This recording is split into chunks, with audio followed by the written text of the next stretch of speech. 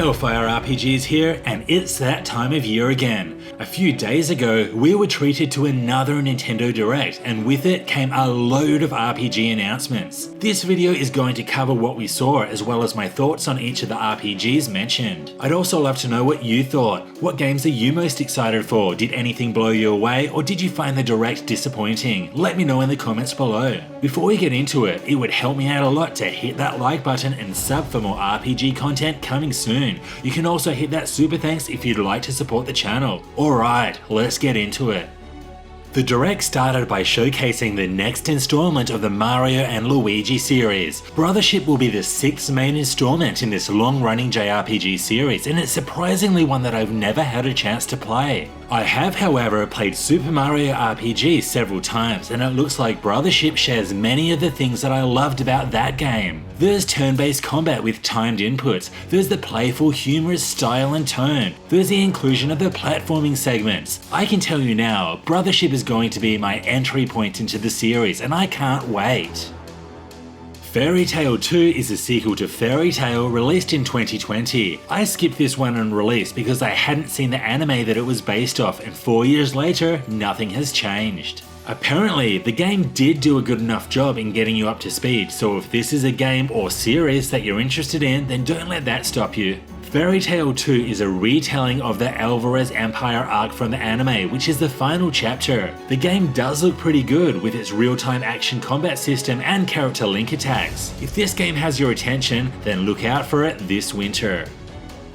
There were 2 games in this Direct that really stood out to me, and Fantasian is one of them. This game was developed by Mistwalker back in 2021, and if you didn't know, this studio was founded by the great Hironobu Sakaguchi, the creator of the Final Fantasy series. When Fantasian was first announced all those years ago, I was so excited to play another RPG from the father of Final Fantasy. That was until I learned that it was an Apple Arcade exclusive. This means that unless you have an Apple device and subscribe to Apple Arcade, it was unplayable. I actually had an iPad, but the model was too old to upgrade to the latest iOS to play Apple Arcade, which is such a bloody Apple thing to do. Now, this is 100% an assumption based on no statistics whatsoever, but are Apple Arcade subscribers also JRPG enthusiasts? I think not, which is why a big JRPG title like this one being released as an Apple Arcade exclusive was so surprising.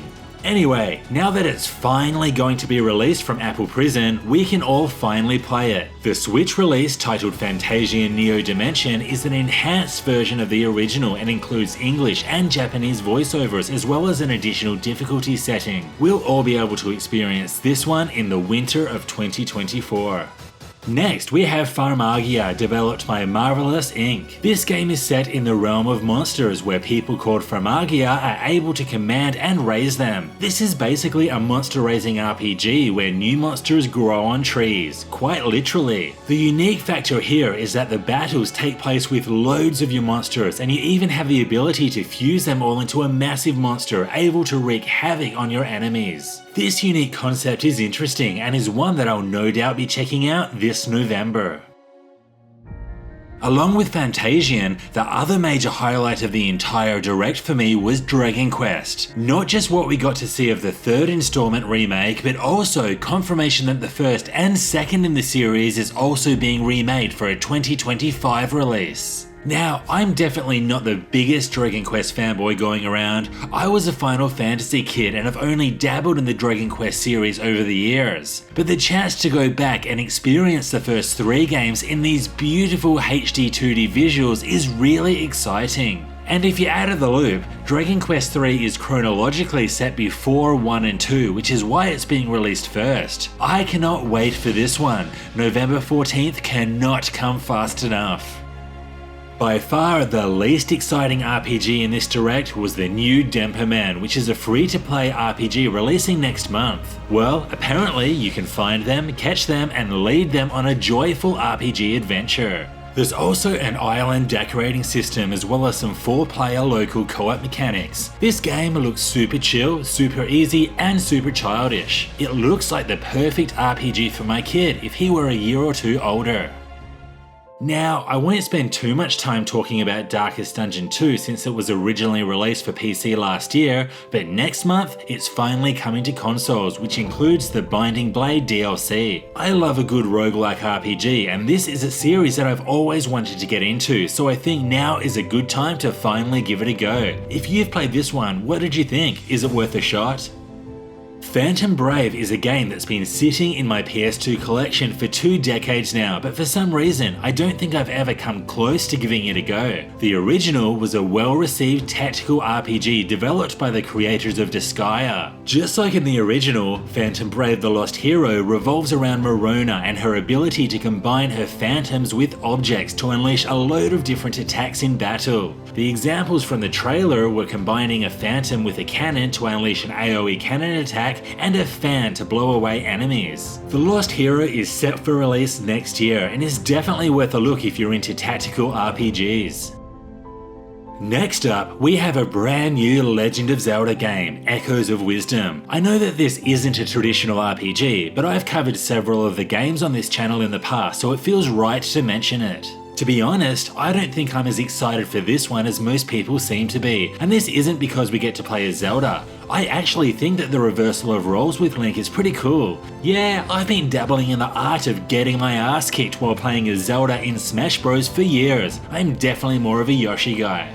The reason also isn't because it's a 2D Zelda. I haven't played many of the 2D Zelda games, but that Link's Awakening remake from a few years back was amazing. I think the reason is due to the combat. The fact that Zelda doesn't actually fight with a melee weapon and instead creates echoes of objects and enemies to fight for her makes me a little skeptical. This whole freedom and creativity aspect in solving the puzzles did work exceptionally well in Tears of the Kingdom, but combat, it remains to be seen. But this is Zelda, and this is Nintendo, so it'll probably be incredibly awesome. Next up, we have a brand new Lord of the Rings game titled Tales of the Shrine. Now, this is the Lord of the Rings RPG experience that I've been waiting my whole life for. Nah, it's just a bunch of small dudes gardening, fishing, and hosting dinner parties with other small dudes. I am definitely not what you'd call a fan of the Saga series. I've played a couple of them over the decades and they ranged from absolutely horrendous to frustratingly grindy. I actually find it quite a surprise that Square has persisted with this series for so many years despite its negative to moderate reception. But hey, there's obviously a load of fans out there. Despite my thoughts about the series, the whole concept behind romancing Saga 2 is something that does fascinate me. The key mechanic here is being able to play the role of multiple rulers of Avalon who each inherit the abilities of the previous ruler. This remake actually looks really good, and if it can address some of the issues of the original game, I think that there is a lot of potential here. This one is available on October 24. Did you play the original game? I would love to hear your thoughts in the comments below. And there we have it, all of the RPGs from the 2024 June Nintendo Direct. While we didn't hear anything about the Switch 2, we did at least get a load of RPGs to get excited about. Once again, what did you think? What games are you most excited for? Let me know in the comments below. This was Hellfire RPGs, thanks for watching. Please like and sub to the channel for more RPG content coming soon. See you next time.